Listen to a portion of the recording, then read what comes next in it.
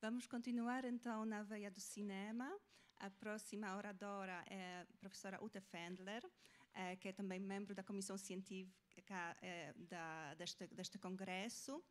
E a professora Ute Fendler é professora na Bayreuth International Graduate School of African Studies e é co-diretora da Africa Multiple Cluster of Excellence e tem se dedicado há vários anos ao estudo de cinema africano e tem vários trabalhos muito importantes também sobre cinema de países africanos de língua portuguesa, mas também francófonos. Mas hoje, especialmente, veio falar-nos sobre filmes moçambicanos de ficção. Então, vai ser uma... Uhum.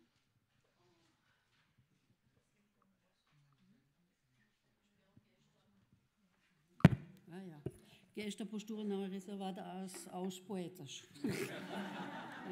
mas também pelos professores. Então, muito obrigada, para começar, agradeço muito pelo convite, porque já há alguns anos que não fui a Lisboa.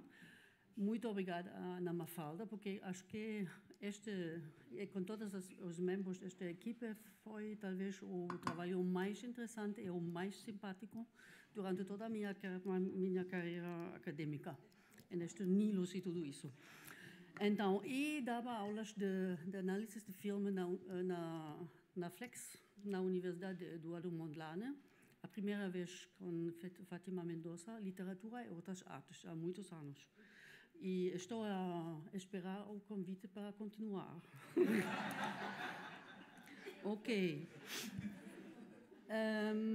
Reencantar ou pré-possuir o futuro. Ontem o Miyakoto falou também do futuro e vou tentar ligar o cinema de ficção, esta vez, e não o documental, com a literatura. Os filmes moçambicanos, e vou ler, porque não é francês, então. Os filmes moçambicanos inseram-se numa longa tradição de cinema documental.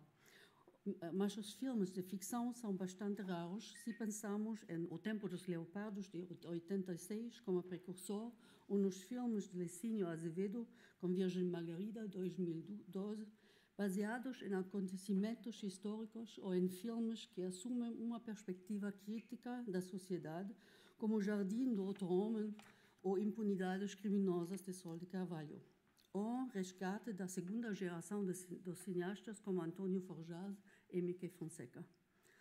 O facto mais marcante é que alguns dos filmes mais conhecidos de ficção são baseados em contos e romances escritos por Miyakoto. As curtas-metragens... a próxima? Ok, talvez entender. Ok, vou abordar rapidamente, porque não temos muito tempo, estes pontos. Cinema, o meio, porque me interessa o que passa nesta transição da literatura ao cinema e que pode aportar o cinema, o meio cinematográfico, à narrativa. Então, a próxima.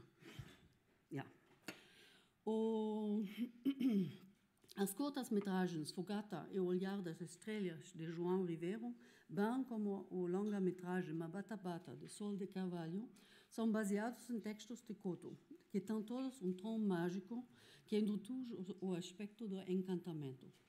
O fantástico, o realismo mágico, é um tema recorrente na investigação sobre a escrita de Miyakoto, ligado a conceitos-chave como sonho, realismo mágico, animismo, não é o que utilizo, conhecimento tradicional.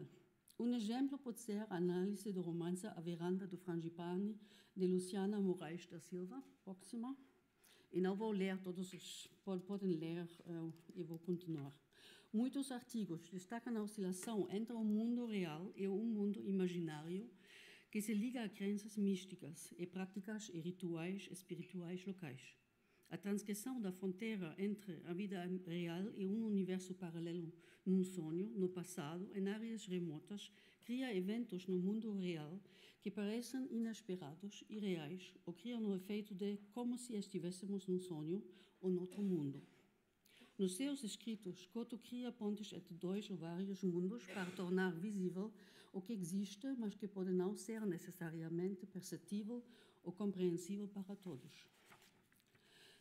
Servir como mediador entre várias culturas e mundos também está frequentemente ligado à produção e transmissão de conhecimento de diversas épocas e contextos, como explicam Egídia Soto e Maria Celeste Natário no seu artigo intitulado Mitos, Filosofia e Cosmogonias. Próxima. Couto é um griot, um escritor pensador. E cito, é um pouco longo, mas preciso desta citação. Nas obras de Miyakoto, onde o questionamento filosófico a todo momento comparece, observamos igualmente uma transgressão de fronteiras, num caminho que, em muitos aspectos, poderia surgir como sinal de uma teoria social e política, sempre algo contemporâneo. Naquele horizonte de reconciliação entre o diverso e o múltiplo, o papel da literatura no pensamento de Miyakoto pode ajudar a criar um tempo que nos reconcilie com os muitos seres que somos. Fim de citação. E vamos, primeiro ponto, cinema, o meio do as-if, como se. Quando nos voltamos para o cinema, vemos que principalmente contos foram adaptados para o cinema. Fernando Gonçalves Garcia analisou estas curtas-metragens. Próxima. Não vou ler, porque não temos muito tempo. Ele mostra várias abordagens dos cineastas, principalmente João Ribeiro, que nos casos dos contos colaborou em certa medida com Miyakoto. Mas no caso do Último Voo do Flamingo, Ribeiro produziu um thriller, algo para o nosso colega que quer trabalhar sobre o policial, produziu um thriller usando um gênero cinematográfico para alcançar um público mais vasto. No caso de Mabatapata, de Sol de Carvalho, conseguiu que o filme fosse aceito nos circuitos de longas-metragens, o que lhe deu grande visibilidade. Para todos os filmes, Garcia faz duas afirmações importantes sobre a narrativa dos filmes. Primeiro,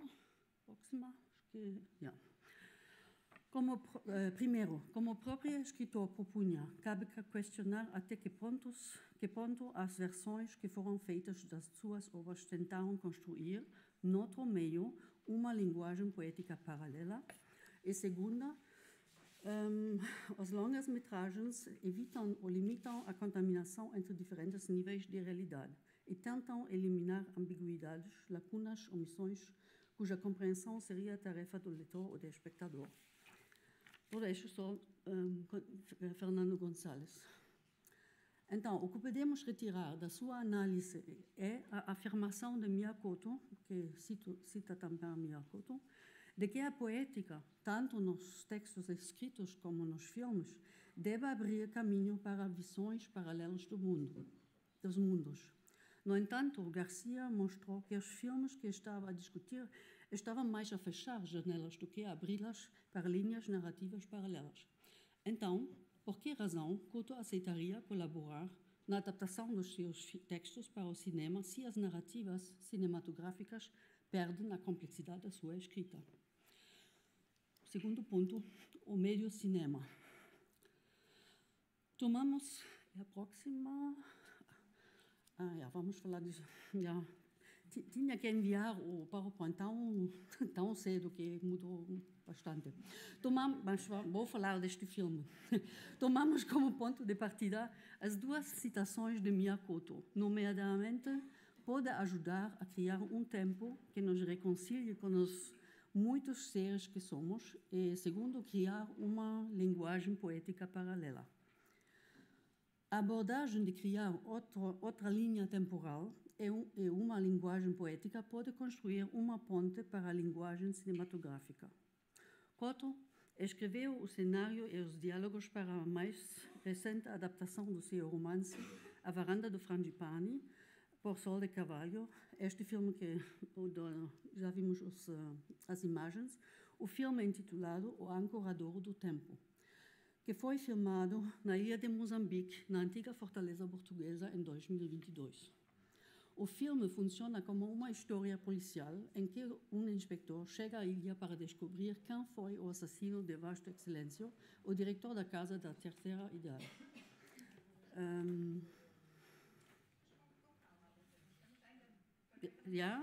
Ok. Então não tenho que saltar muitos, ok. O romance começa com a voz do narrador já morto e que entra no corpo do inspetor recém-chegado. Acho que a maioria aqui talvez já tenha lido este romance.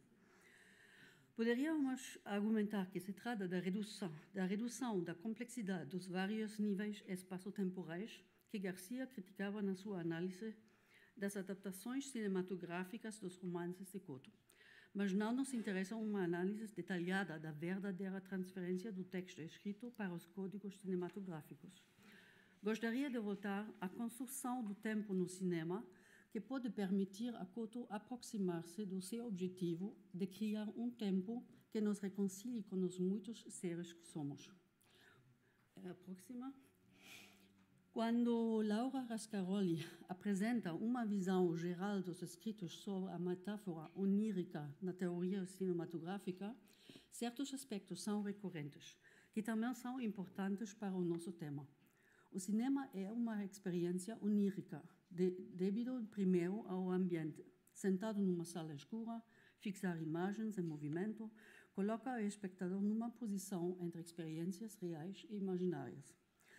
Em segundo lugar, as sequências de imagens em movimento criam um mundo diegético como num sonho, mas o facto de o espectador partilhar essa experiência com outras pessoas na sala torna as imagens em movimento ainda mais realistas. Elas podem ser partilhadas posteriormente como memórias de eventos do que aconteceu a um grupo. Cito, entre a imagem mental e a imagem onírica, portanto, há uma diferença de grau ou intensidade, não de natureza. Enquanto as imagens mentais se opõem à nossa percepção normal do mundo, as imagens oníricas se situam tornando-se uma pseudo-realidade na qual acreditamos completamente.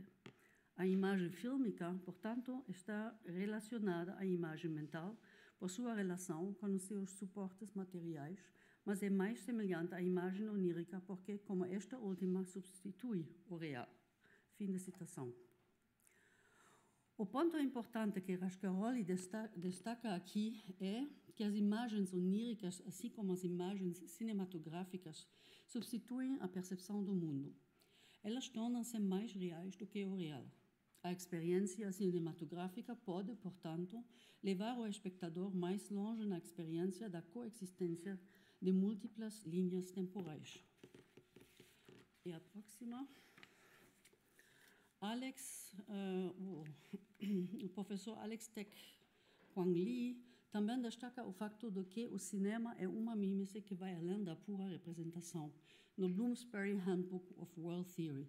Me parece interessante que é um handbook World Theory, então a questão como how to do worlding, como fazer ou construir um mundo.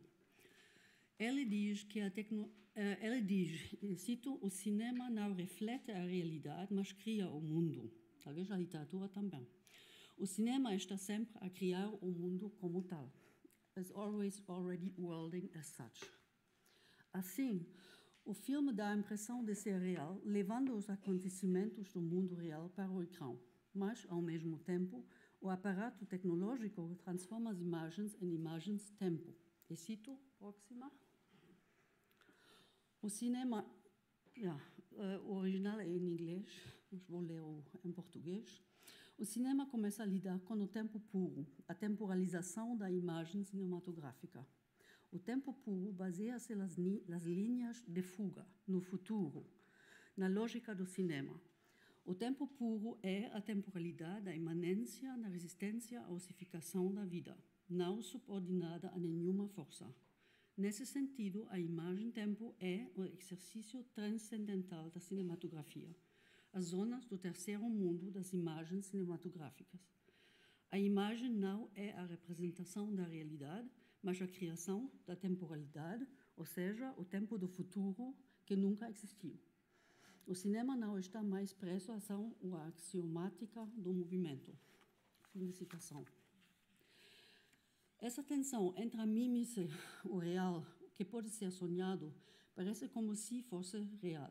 E o impacto na criação de uma cápsula espaço-temporal no filme responde aos dois eixos que parecem ser centrais na obra de Coto.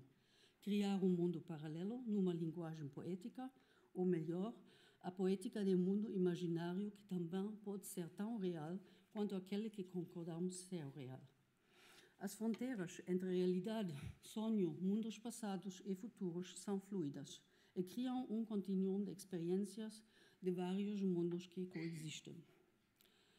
Assistir a um filme no qual diversos personagens, como nas romances de Miyakoto, no qual diversos personagens do além e do presente do narrador interagem, oferece a oportunidade de partilhar essa experiência de múltiplos universos que se transcendem mutuamente.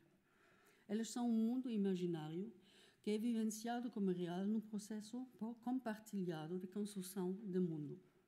O filme, o ancorador do tempo, pode indicar no seu título as múltiplas camadas persistentes do passado. O presente recente, o colonial, o pós-colonial. Mas também pode referir-se ao facto de que a imagem não é a representação da realidade, mas a criação da temporalidade, ou seja, o tempo do futuro que nunca existiu. O ritmo bastante lento da narração deste filme e a redução do movimento como forma de relatar e fabular dominam a narração deste filme, reforçando a impressão de imagem-tempo, que permite perceber o entrelaçamento de enredos em diferentes contextos temporais e espaciais. E a próxima... remediação. Um conceito mais. A transferência do formato escrito para os códigos de cinema é um processo não só de transposição, mas um processo de remediação.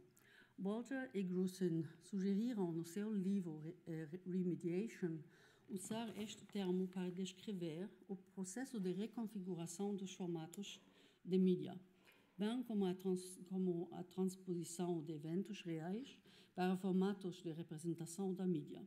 Ambos podem ser encontrados no nosso exemplo de transferência de um texto escrito para um filme.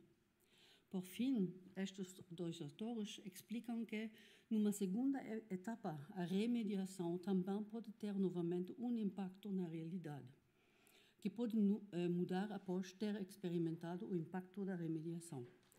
Se os espectadores consideram reais as aparições de fantasmas e a interação entre o mundo tangível e o mundo imaginário, então o efeito do formato cinematográfico e da constelação de recessão contribuiu para a criação de um mundo novo e de futuro. E queria concluir, a próxima, não vou falar disso porque não temos tempo, a próxima, que vai também ligar com o título da minha apresentação. O cinema como meio traz duas vantagens. Primeiro, transforma o invisível em algo visível, tornando parte da narrativa cinematográfica o silêncio e o invisível tornam-se elementos constitutivos do filme. Segundo, convida o espectador a captar as múltiplas camadas persistentes do passado, pré-colonial, colonial, pós-colonial, com as suas memórias de opressão, desapropriação, escravatura, mas também lutas pela independência, guerra civil e as incertezas persistentes da época pós-guerra, com momentos do passado que irrompem em violência. É isso que o investigador camaronês Harry Garuba chamava re-enchantment, reencantar, para descrever o cenário complexo das histórias africanas, que na maioria das vezes integram elementos míticos e místicos nas suas narrativas. E cito, o que fica claro é que isso, o re-enchantment, reencantar, isso subverte a autoridade da ciência ocidental ao reinscrever a autoridade da magia nos interstícios do racional secular moderno. A cultura animista abre, assim, um mundo totalmente novo de possibilidades de caça furtiva, predispondo um futuro, por assim dizer, ao reivindicar o que no presente ainda está por ser inventado. É por conta dessa capacidade de predispor o futuro que o reencantamento contínuo se torna possível. Baseando-se na escrita de Miyakoto, Uma visão encantada do mundo, como diria Harry Garuba, os cineastas capturam o entrelaçamento do passado e do presente, bem como do real e do imaginário ou do encantado, que fazem parte da história de Moçambique, confrontada com ecos persistentes do passado, mas construindo um imaginário e um futuro por prepossuindo o futuro. Muito obrigada.